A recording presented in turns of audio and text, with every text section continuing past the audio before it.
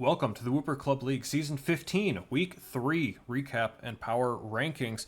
Were you surprised by who's been on top of the power rankings this season? Because I am, and trust me, it doesn't get any better for some of us historically great teams. I am your host, IllLogic. I'm the coach of the Buffalo Bouffalant. As always, I'm joined by my co-host, SteveChuck, coach of the Waterdeep Wobbuffets. Hey everybody. Let's hop into some more trades that have happened this week. Nothing quite as monumental as the Boulders changing their entire roster, but still noteworthy nonetheless. We're going to talk about the Terrifier Heatwave first, making another 2-for-2 trade. This one is going to be trading away my boy Hariyama, as well as the Houndoom in favor of Minshao and the Seviper. Steve, I'm a little confused about this one, honestly. I like Seviper as a 0-point mon. It actually provides quite a bit, especially because it is a grounded poison, but the Heatwave do already have 2 grounded poisons. Minshao, though, is a pretty nice mon. Provides a little bit different look there than the Hariyama with a little bit of speed, but I really like the resistances the Hariyama gave the team too. It seems okay overall. What do you think? Yeah, I'm gonna very much interpret this as just trying to get an upgraded fighting type, which at least based on points, Mean Shao is. Overall, with this, yeah, it has a lot more striking power, and as certainly a mon I prefer. I know you have your liking of Hariyama, so I think Viper is just kind of the best tier 0 they found after they found the points to move up to Mean Shao. Fair enough, I suppose, Viper. Maybe a couple cute little tricks. Watch out for those sucker punches coming from this thing. And the glares. Ooh, you never know what's coming. Next up, how about the Cincinnati Incineroar making a big overhaul to their top point mons? We saw the Walking Wake early in the draft, then get sniped with the Vulpix pick later on. They do drop that, as well as the one mon we gave them maybe the most praise for in the draft as well, and the Ogrepon Hearthflame, giving those two up for a different water type. And once again, my boy Keldeo, seeing a lot of my mons from last season here, as well as the Gouging Fire, which everybody was so tempted to take or look at from 15 points, designating that as the new Terra Captain. One Fire Mon worth 15 Terra Captain points for another. Steve, Gouging Fire is a house, absolutely, in a little bit of the same way, but also a little bit different way than the Ogrepon Hearthflame. A little bit more bulk for sure. Still has some setup potential there, along with the Ogrepon, though, too, which is kind of interesting. Yeah, the Gouging Fire brings a lot more setup opportunity, I will say, and beyond, Dragon Dance now for setup instead of just tearing for the attack boost. That bulk, along with Tear, will make it very easy to get up some boosts and then proceed to hopefully tear through teams while keeping together, a fire and water type with these top tiers. So overall, it looks very similar, just swapping some points around to make things work out for what they would prefer to use. Be kind of neat to see the Walking Wake put in some work on a non-Sun team, but I think I understand overall. Those are the big transactions. I have a couple of smaller ones to go over next. A couple of Terra swaps we actually talked about a little bit in the draft video here. The Wooper Boopers, an undefeated team, doing well, but they are going to take away the Terra designation from Sneasler and give it to Enamorus. This was pointed out in the analysis originally there. Sneasler is a great Terra abuser, but man, it is tough to pass up Terra Stellar Enamorus. Boy, does that thing hit hard, and then even harder thanks to Contrary. Yeah, absolutely. It also has the added benefit of being a stealth Terramon, as most coaches have taken to the habit of designating all of their non-Terra captains as Stellar Terra. I know that's not actually a real reason to say it's a great pickup, but I like to think of it as a little added bonus for that Stellar Terra Enamorus. Absolutely. I think you're being a good sport by showing everything that isn't as stellar. And oops, there it is, too. And we have one more change in designation. Calgary Corviknights taking it away from Glamora, often loving the Terra designation, of course, to get out of the quad weakness to ground, but giving it to Dragapult. And oh boy, Dragapult has had some issues in other formats, not just draft necessarily, for having access to a very strong physical ghost move. And well, I think we found a way to get that here. I'm a big Dragapult fan, Steve, and this is maybe the best way to abuse the first overall pick. Yeah, this will really open up that, as you mentioned, especially the physical ghost options, as well as just providing the ability to Terra in a matchup dependent situation. Overall, I would agree Dragapult in singles is probably a better Terra captain. Glamora certainly has its uses, especially I recall really liking it to Terra on it last season in doubles. But in a more singles oriented format, I think Dragapult is the clear answer and very much agree with this swap. Yeah, the Corviknights made a few moves to already adjust their team. They don't necessarily need the Glamor to go into another typing to balance things out. Maybe just a little more raw power from the Dragapult will do it for them. And that's going to do it for us for the trades. We have a few matches to get into, and we're starting off with the most obvious piece of news we could have given, which is that the Newport Noctows win.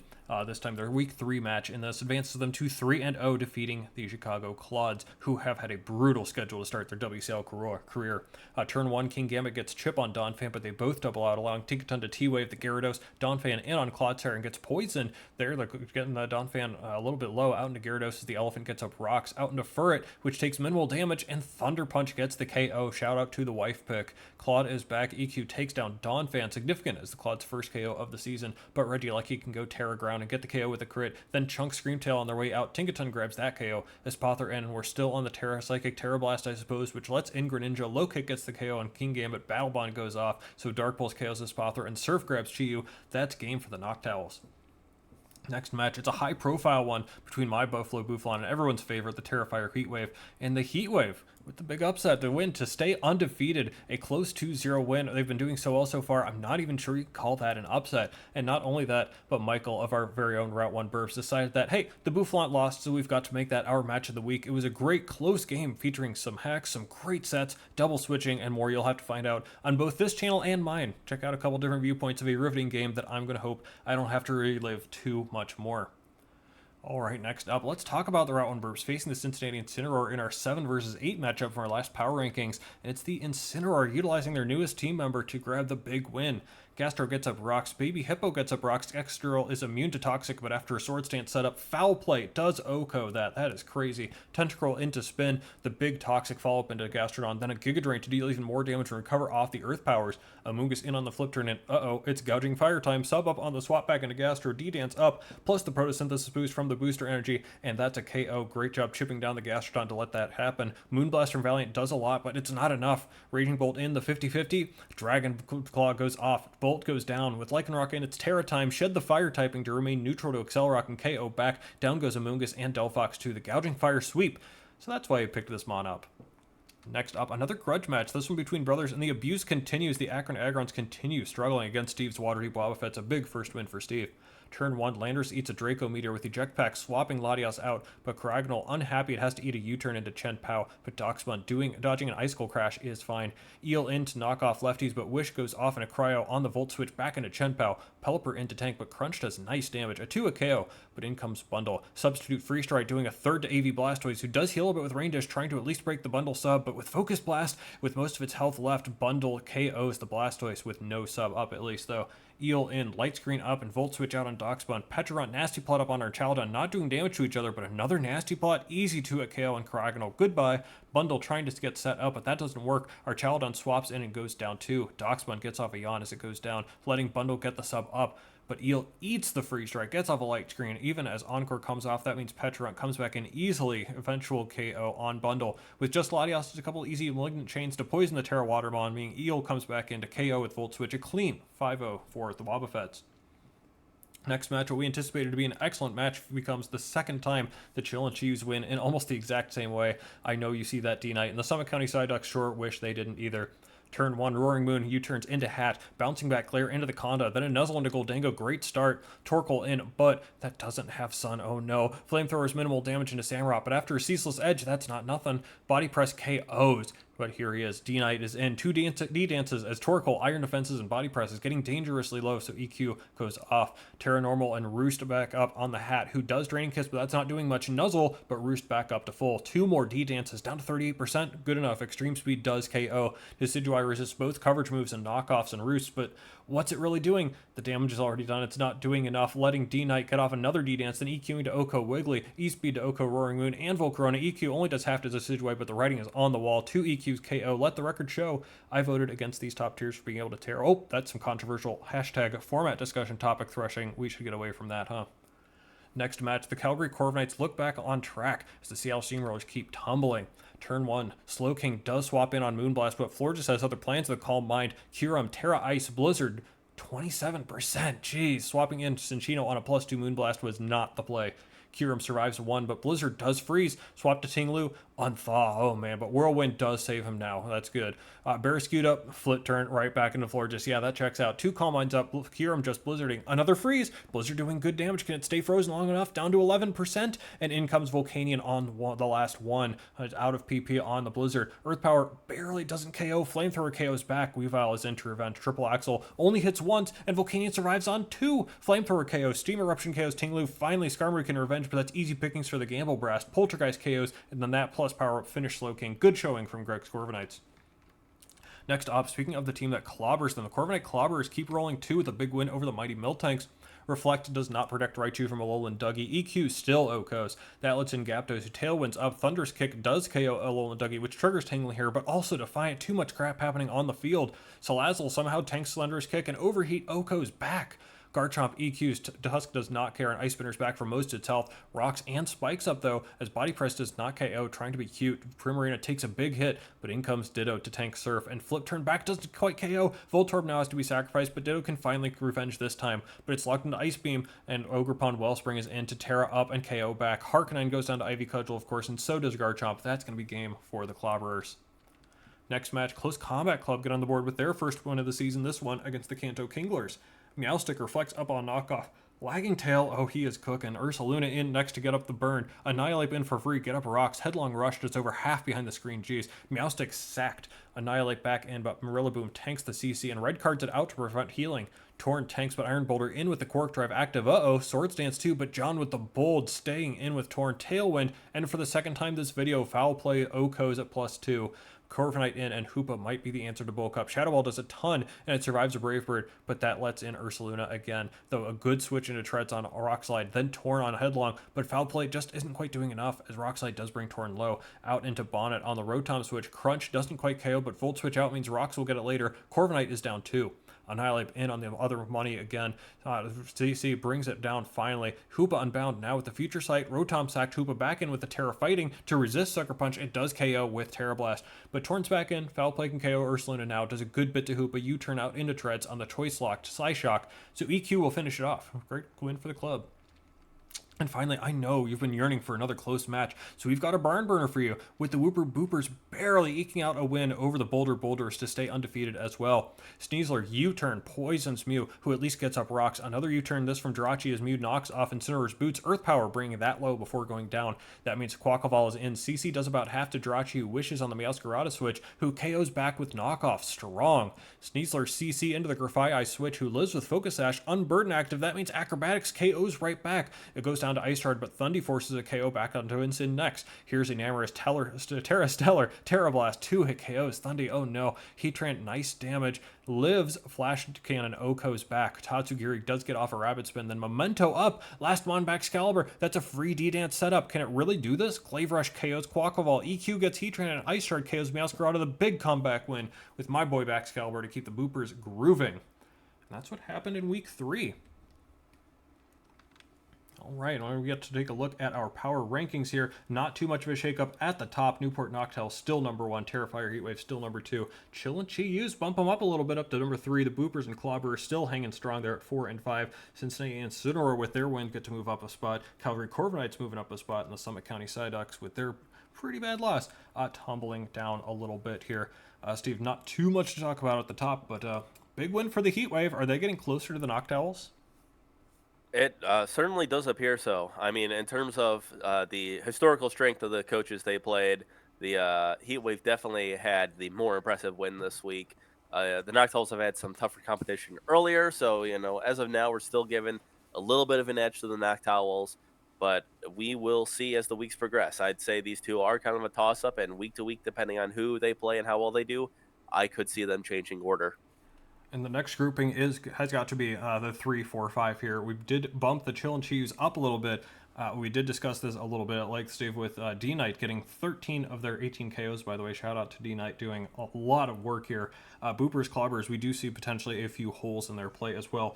But the Chi-Yus, how troubling is it to you that we've seen one Mon put in a lot of work and not quite as much from the rest of the pack? We've seen this before with other coaches. I do recall the Corviknight Clobberers back in 2 seasons ago, the auction season, when they had Palafin. it was a very similar story when that one Mon did give them a ton of success in the regular season, but come playoffs in a rematch, they lost. So we'll see if a similar fate befalls the Chi-Yus. They have played some historically good coaches so far, the Incineroar and the Psyducks, both falling to them. The Incineroar did handle Dragonite a lot better, but the Psyducks just got ran over by it. So we'll see as the season continues and they play other coaches if Dragonite will continue to dominate or if other coaches will have better ways to handle this monster. That's part of the reason why in our next grouping of two here, the Incineroar do get the nod over the Corviknight here. Both coaches look to be a little bit back on track. Incineroar with a very close one week one, if you recall, before the week two loss and getting back on track here. These two coaches pretty close, but I think they're starting to trend again in the right direction. Yeah, the Incineroar after the close win, close loss, now they have a pretty big dominant win over historically very good coach. So great to see that from them. And then Calgary, they've lost to the Heat Wave, which we mentioned to have been on fire. Otherwise, Calgary's, taking care of business as they should and continuing to move forward. And then rounding out our list here, the Psyducks, we see a few more weaknesses with their play here for sure, and that finally came to a head here. Potentially helped out by no paralysis help. Wish I had some of that luck. Give me some of that, by the way. But Zach shows a little bit of struggle in this game here, a little bit of struggle in getting his two previous wins, such that we did consider potentially uprooting him from H, but for now, I think wins are wins. Psyducks still deserve to be on the list. Yeah, wins are wins. The Psyducks at 2-1 will keep them here. We're feeling, pretty good about them. They, have struggled to get some of the wins as well as, taking this big loss. So I could see them falling or, solidifying their position in future weeks. As one of those teams just on the outside, even though I have one less win, but some good play against the Noctowls and things like that. Hoping that they falter a little more and I can make my way onto this list to get cursed. If you don't want to be cursed and you still want to make the playoffs, of course, the list you need to be on is just the standings here as we go over these a little bit here. As we see the 3-0 teams, yeah, it makes a lot of sense there. Chi-Yus helped out in differential a whole lot by multiple sweeps there. Noctowl's good fundamental play. Heatwave barely increasing there, just a +2 there from this last week. Wooper's only +7 despite being 3-0, which is pretty neat. And then our 2-1 teams rounding things out here, the Incineroar, Corviknight, and the Psyducks with a negative differential. But there are barely enough teams to be able to go on here. Everybody else is 1-2 or 0-3. And Steve, before I let you get any comments on the standings as they are, you may notice that there are quite a few teams that have always been on the standings that have been missing. Right, we see some regular season juggernauts teams like the Akron Agrons, who are always in the playoffs. The Close Combat Clubs are always right around there competing, but they just got their first win. And of course, the two finalists from last season, you and me, sitting there at 1-2. It's kind of crazy. I want to get some of your thoughts on what all is happening here. Is this for real? Are the teams at top real? Are the teams below real? I didn't even get to mention there are one Burbs being 1-2. Look at all these good teams that are outside of the playoffs right now. What is happening? Yeah, it is. A little bit confusing to me. I certainly get it. The teams that have won have shown the play to win. Maybe there's a little bit in the scheduling where certain people have easier or harder matches starting off, and so the hotter or colder starts.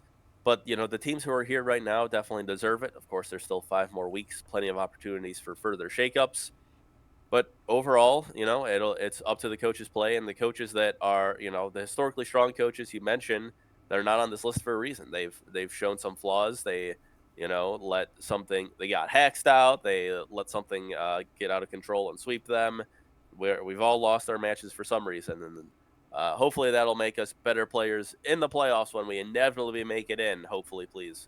Yeah, Um, that does seem to be a kind of a difference between, say, you and I and a lot of the other coaches here. Is yeah, we'll make it in, not always at the top. It seems to be actually pretty rare that it's one of us that's the number one seed, but come playoffs time, it's when those coaches really succeed. It'd be interesting to see a playoffs without any of those historically incredibly strong coaches, aside from, of course, the Noctowls, who are just going to be 3-0 always, it seems. Aside from that, any other notes about the standings that you have before we move on? I will, we had the Psyducks at the bottom of the power rankings, and here you can also see the Psyducks 2-1, -1. A little bit of a concern there, given the winning record, but still the negative differential after those close wins, and then the really bad loss here. So we'll see if that comes back to bite them in the future. Yeah, a few of us with positive differential, despite not being on the list. Differential is not everything, of course, and it's not a fully fleshed out season. We do not play all 17 other coaches. So in 8 weeks, hey, anything can happen. You can make it in just as long as you get the wins. And what will help you get the wins, of course, will be your Mons, and it's time to look at the MVP race. I don't know how much of a race it's going to be from now on with Dragonite having 13 KOs through 3 weeks. That is insane. But hey, actually, a couple Mons that are keeping up pretty well. The Ogerpon Wellspring, so if you're all too familiar with that, 10 KOs. Our Child on the Bridge getting KOs every match, it feels like. Excalibur with the mini sweep there. Ogre Ninja with the mini sweep there, adding on to everything else. And hey, Gouging Fire, 1 match, 6 KOs. Darkrai, 5 KOs. What is Matt cooking? Yeah, Matt has some very strong mods on this list.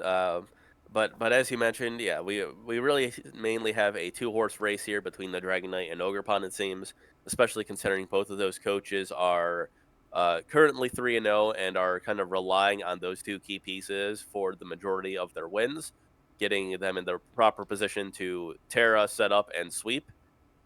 So hopefully, this continues to work for them. But as the goes on, hope it is also possible coaches will start seeing that is really all they have to handle, and if they can handle that, they can handle the coach. So we'll see what comes of that. 2-horse race. Shout out to horses, by the way. As we move on to our second to last segment here, which is the Week 4 schedule look ahead.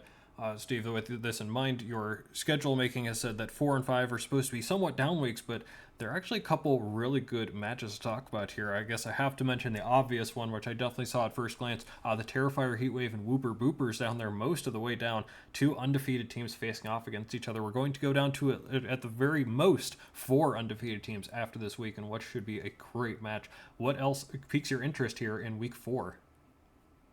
Yeah, otherwise there aren't a ton of very impactful for the top. There are a couple I am interested in. Specifically, we're talking about the Chi-Yus and how they have really relied on Dragonite. I'm very excited to see their match against the Route 1 Burbs.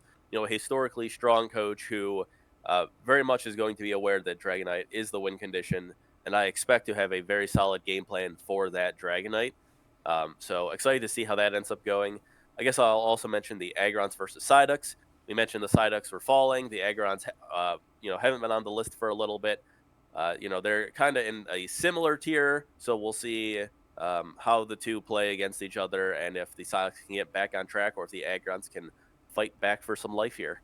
And hey, Boldor's Bouffalant, why not? See if Bouffalant can go down to 1 and 3. Could you imagine that happening after all my wins? It could happen. Very likely, in fact. Anyways, we do have one more thing that we need to get done here. Steve, I hate to say it, I'm not sure if Curse Wheel is broken or if Excalibur was just that strong. It was a pretty close match, closest one of the week, but the Wooper Woopers did escape the curse. What do you think about that? I tuned in and saw that the Boulders were up 3-1, and I was like, wow, that's crazy. The Curse Wheel worked, and I didn't stick around for the end of the game. So as far as I'm concerned, it's still working. So it might be your fault even. Okay, well, I guess we're just going to have to give it another spin here to find out which one of the 8 coaches on the power rankings get cursed as we pass up the number 3 by quite a bit. Ooh, I don't know. I think we may actually love to see this. It's number 6. Steve, who is number 6? Oh, number 6 is the Cincinnati Incineroar.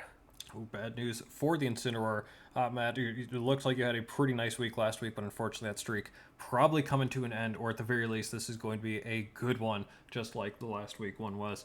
That's going to do it from us for Week 3 recap and power rankings. Look forward to Week 4. Don't forget to check out the feature match, or maybe don't because it involves me losing, but it's going to be great insight from both Michael of the Route 1 Burbs and me, Coach the Bouffalant, on my own channel as well. Go check those out. We'll see you back here for Week 4.